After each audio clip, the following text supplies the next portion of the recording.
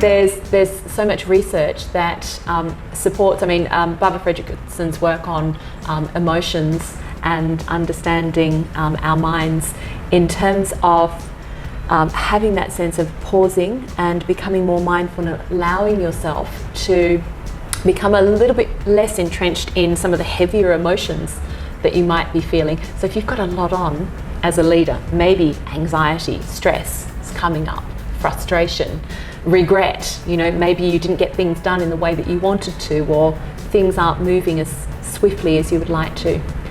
And creating that space actually allows you to elevate your mind into the more expansive emotions.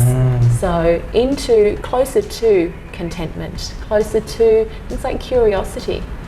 And with that, studies have shown that not only does that help to make us feel better, but it actually helps us to see and perceive the world around us in such a different way. Yeah. Which means we're better at solving problems, which means that we're more creative, which means that we're more dynamic, which means that we communicate better.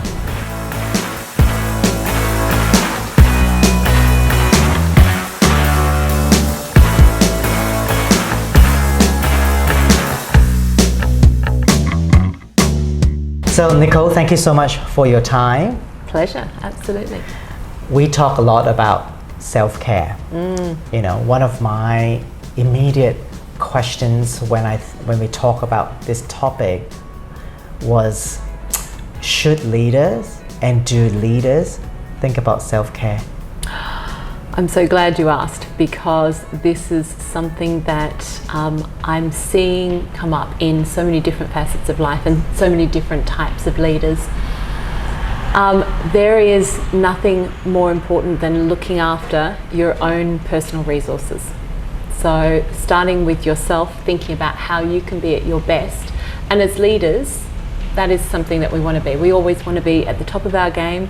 We want to be optimal in terms of our speed of thought, our ability to put action into place and to be really effective. But to do that, we actually need to be operating at our best and thinking about ourselves like a well-oiled machine, or your phone that's charged to its maximum and got maximum capacity. So I think it's a conversation that's really important for us to be leaning into and looking at how we can not just have the conversation, but really start to take some action, look at what are some really essential strategies that can make a difference. Yeah. Self-care is like the word beautiful, very broad. There's many interpretations. Yeah. So tell us, what is the definition of self-care? Because sometimes it could be misinterpreted as sitting on a couch, watch Netflix all day, but we are still exhausted from it.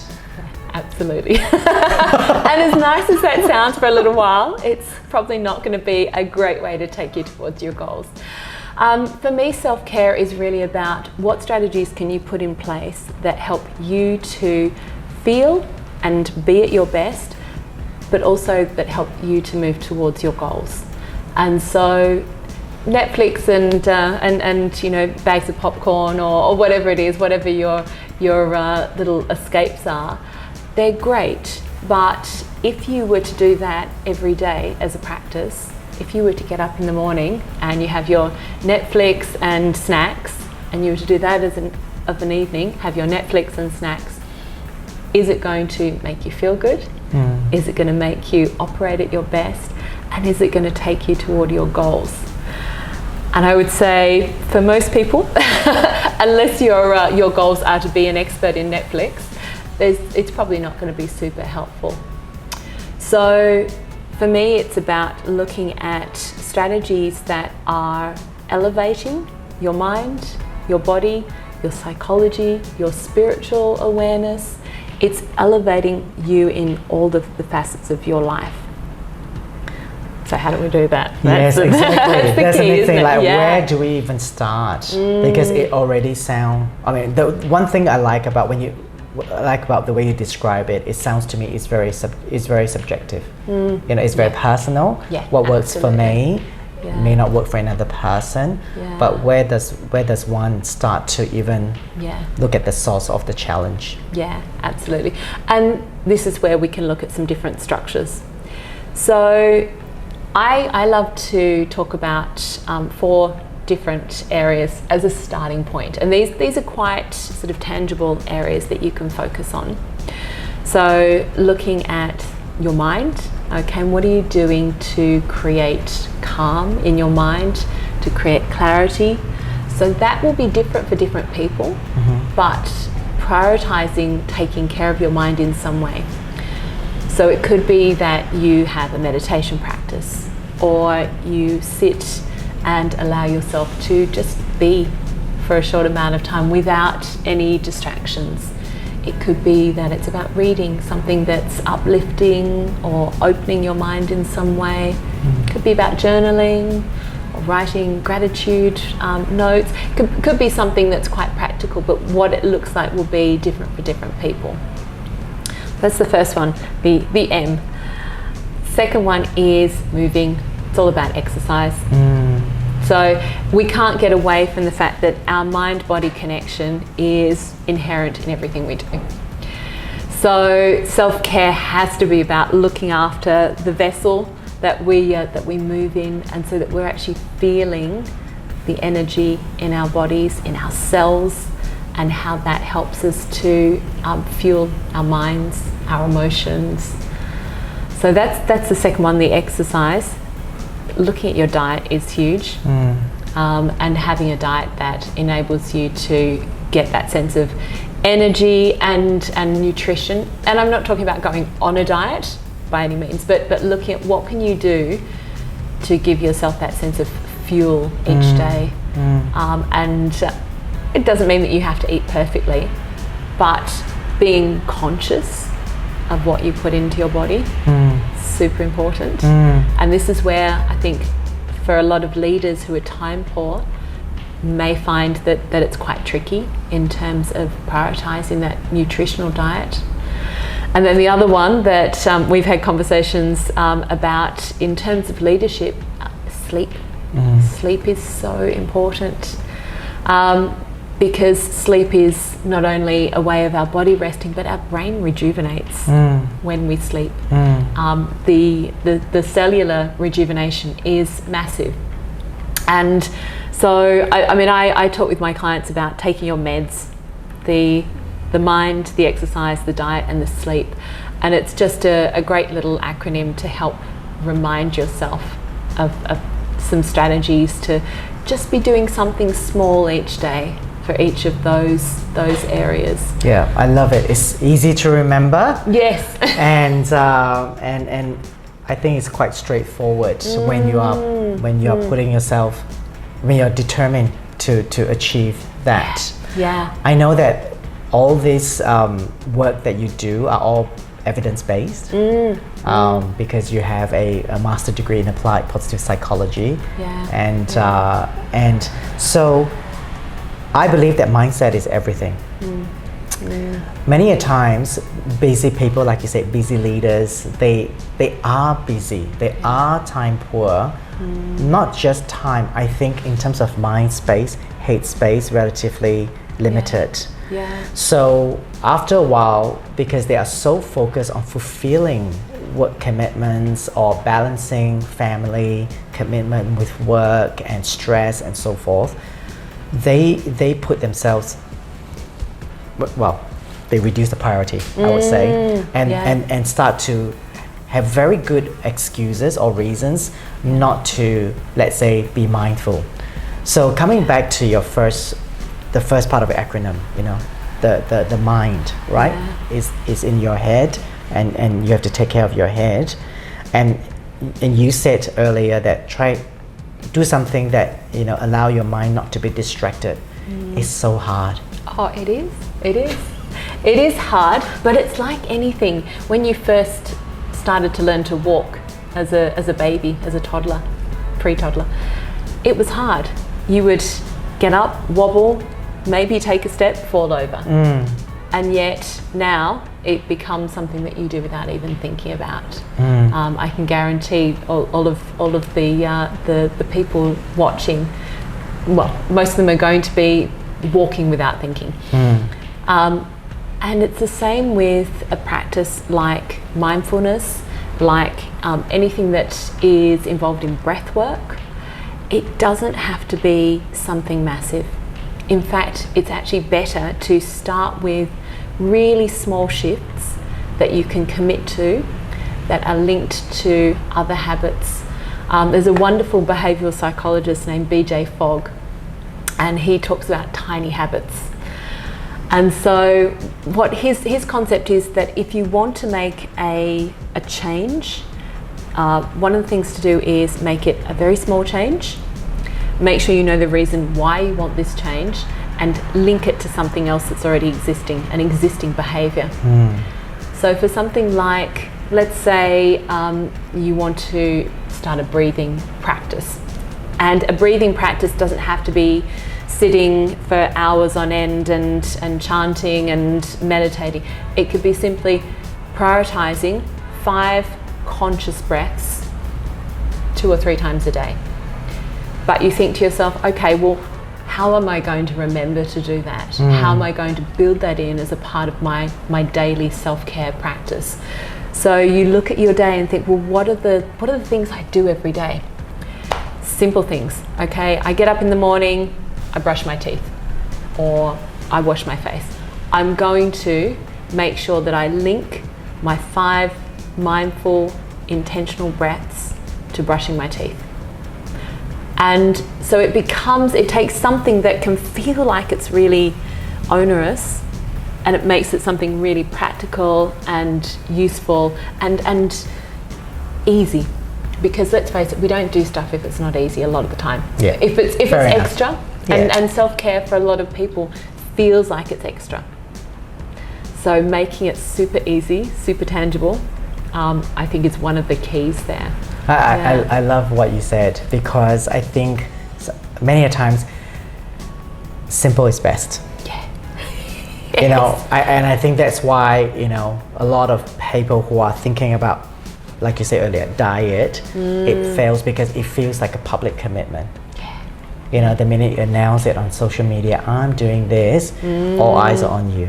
Yeah. And then the pressure of needing to complete that journey in a unrealistic time frame is what sabotages the whole practice altogether. Yeah. So I do like the simplicity of it, and also as we learn about John Kabat-Zinn, because initially when I took on the mindfulness module, I was really apprehensive because I'm, you know, type A personality, can sit still, do 5 things at once. You know, I can only imagine the minute I shut my eyes, I'll think about my task list.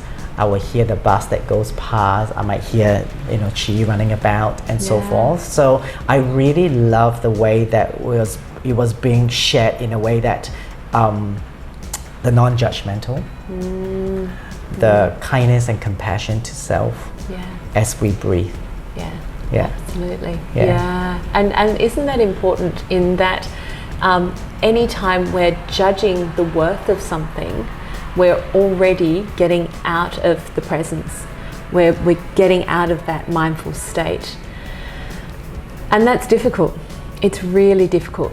And it's interesting, coming back to the idea of mindset, I think one of the most important places to start is recognizing what is your purpose behind self-care.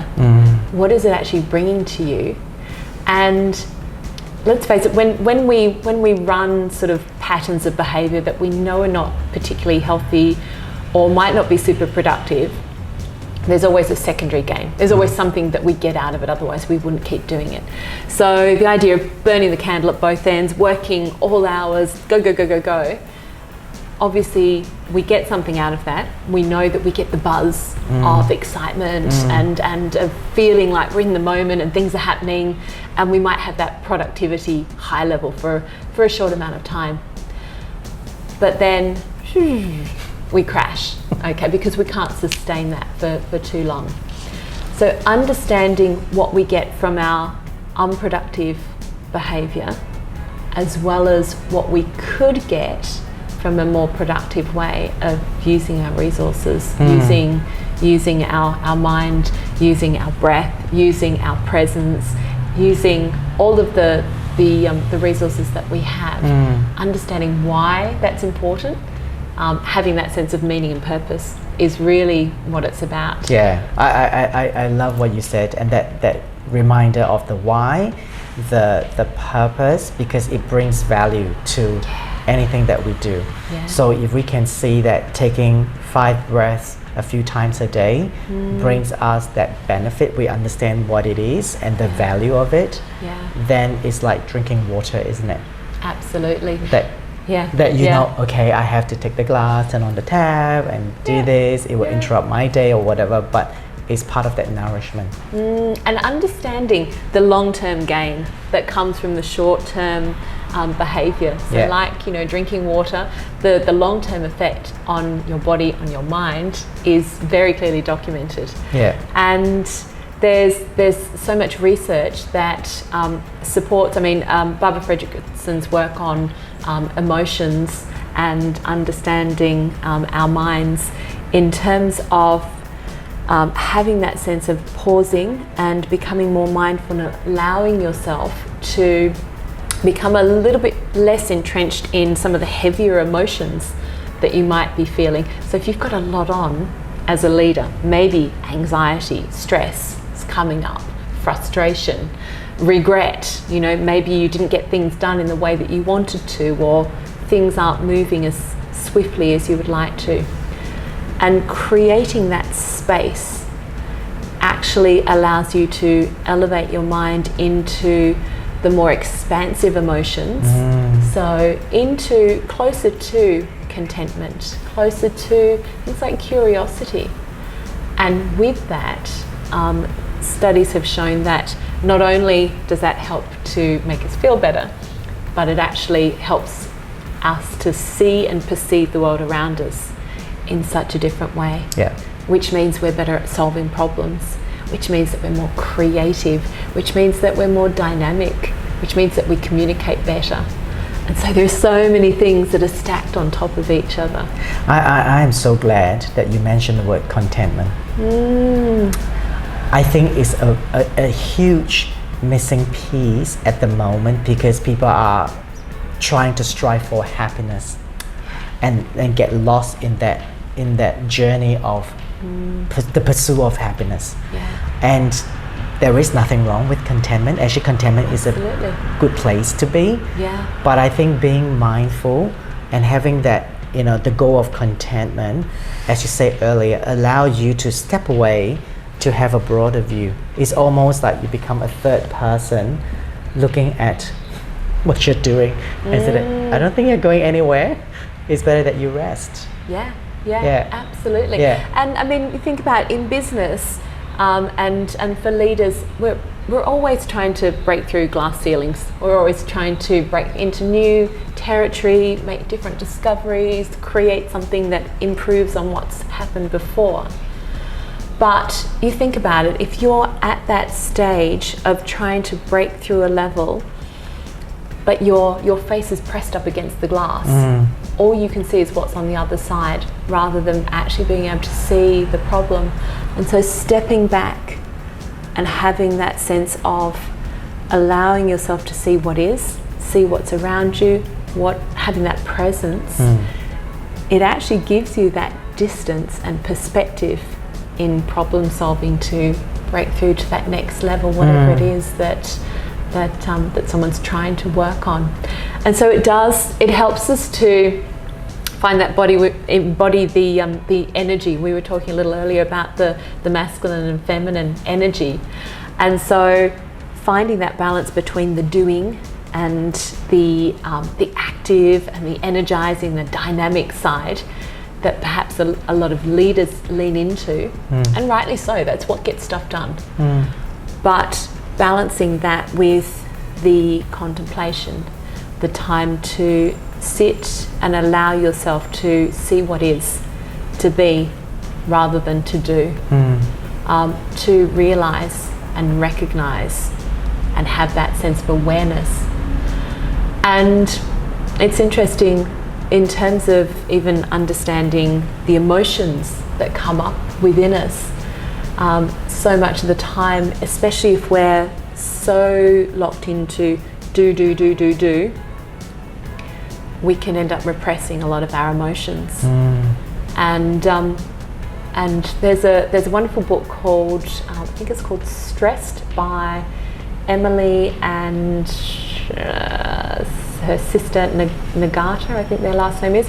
They talk about the idea of an emotion being like a tunnel, and you have to allow yourself to move all the way through the tunnel to see the light at the other end.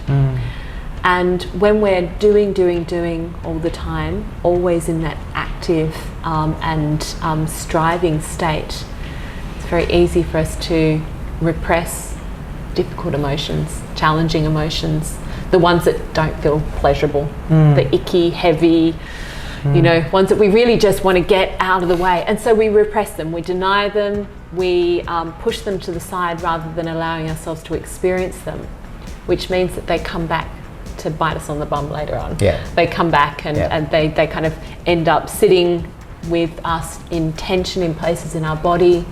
They end up leading to burnout. And so that awareness of what's going on within you, it's a huge gift to give to yourself. Nicole, how can self-care help us manage fear? I think there's a lot of fear of uncertainty. People are feeling all over the place, and they feel like, it's almost like rumination, right? They keep doing, but there is no ending. Yeah, absolutely. I think one of the big things to recognize is that fear is a natural reaction. Fear is something from our evolution. We have learnt about fear we have fear as a survival mechanism.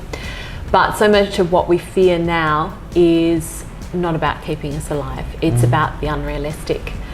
And so taking some time to recognize what is actually beneath a fear. And generally we come back to some universal fears. Fears about being judged, fears about not being good enough, not being respected or loved. So some of those universal fears are ones that we can start to unpack and work out, well, how realistic are they? And sometimes there are real threats, and working out, well, which threats are real, which are in our control, which ones are external to us. So I mean, obviously, COVID, it's a real threat. It's to a large degree been outside of our control.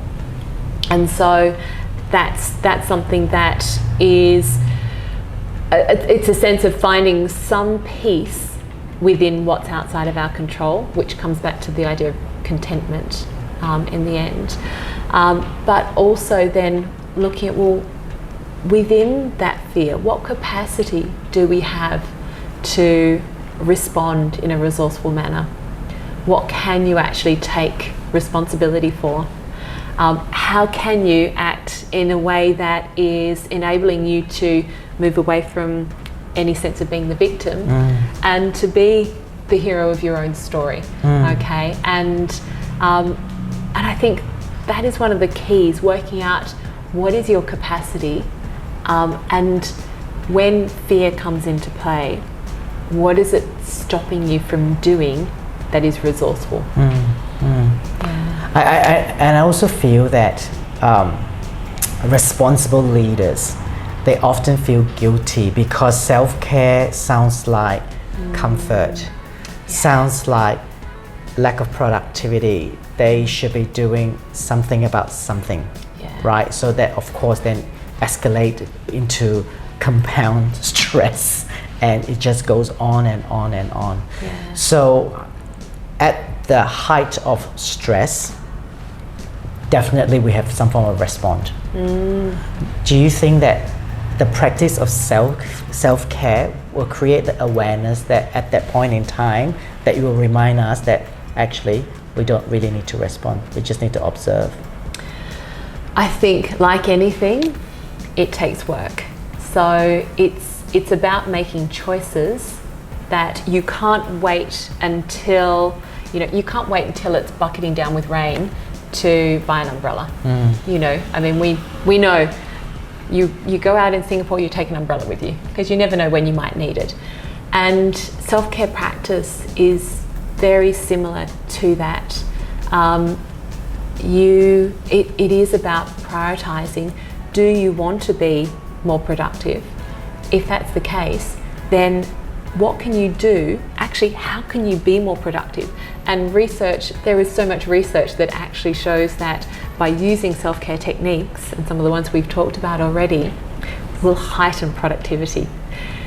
It's more about, a lot of the time, it's more about the fear of change. And so if you're in a situation where you're worried about spending 5 minutes on looking after yourself, being mindful, doing some breath work, or just sitting still for 5 minutes because that 5 minutes is eating into your day, then I would suggest that that person is probably not being very productive a lot of their day, because they're potentially constantly in that state of flight or fright or freeze. So it means their sympathetic system is always reactive. So coming back to that idea of putting practice into place before you need to have them as a reliable sort of escape mechanism. I think the people that I've seen who have made the biggest impact on their life with self-care practice, I've seen some people who have come from a space where they would have been the last people you would expect to be taking up meditation. They would have been the last people that you would expect to see them really prioritizing their diet or their sleep or their mindfulness. And something has shifted within them where they realized that they needed to prioritize the way that they were leading their life. Or actually, they wanted to start leading their life, not just be in the passenger seat, someone else driving. And so that sense of building up the practice over time, I think, is huge. Yeah, I absolutely love it. And this reminds me of a quote on your website that said something along the lines of, don't be afraid that your life will end, be afraid that it didn't begin. Yeah. And how much of the time do we put something off until tomorrow? Who knows what tomorrow will bring. I mean, we wake up every morning and yeah, great, but who knows, there might not be a tomorrow. Someday there won't be a tomorrow. And we never know when that is. You're exactly right, because I think stress, of course, when you're experiencing stress, it takes over certain priorities, it takes over certain mind space, right? And what I love about Dr. Glisson is one of her coping strategies. The one that I really remember that she said was, is what I'm doing now helpful or harmful to me? Yeah, absolutely. And I think that really applies to your concept of meds. I'm busy, I can't be mindful and so is what I'm doing right now all over the place helpful or harmful to me? I'm gonna eat this or eat that or eat excess amount, before we engage.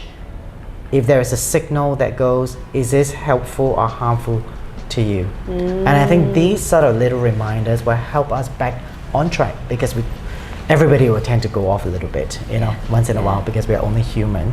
So I do like that your concept that makes it quite clear. MEDS. Yeah, absolutely. And it's easy, isn't it, to do small things. Do small things. Set yourself, we've all got phones, set yourself an alarm a couple of times a day that just reminds you to do something that prioritizes your health, your mind, your body, that actually pays tribute to who you are and helping you to show up. And be more conscious. Tell us, Nicole, one final question. What does conscious leadership mean to you? Oh, what a great question to finish with. I am very concerned about the way that leadership has been sort of positioned in the past, all about drive, okay, and about results. Those two things are super important, but balance in life is one of the most important things, or agility, movement between things. And I remember listening to a podcast with Barack Obama and Brene Brown, and he talked about holding the tension between two opposing things. And I can imagine, as you know, the president of a large country, that would come up a lot. And I think as a conscious leader, it really is about finding ways to hold the balance between that sense of the productivity, the go, go, go, get them, be productive, be amazing, and the contemplative, what is this costing? What value am I giving back on a humane sort of arena as well? Being held in tension. I think those are the two keys that I look at as a conscious leader. Love it. Thank you so much once again for your time. Absolutely. And we hope to see you more often. Absolutely. Been a pleasure.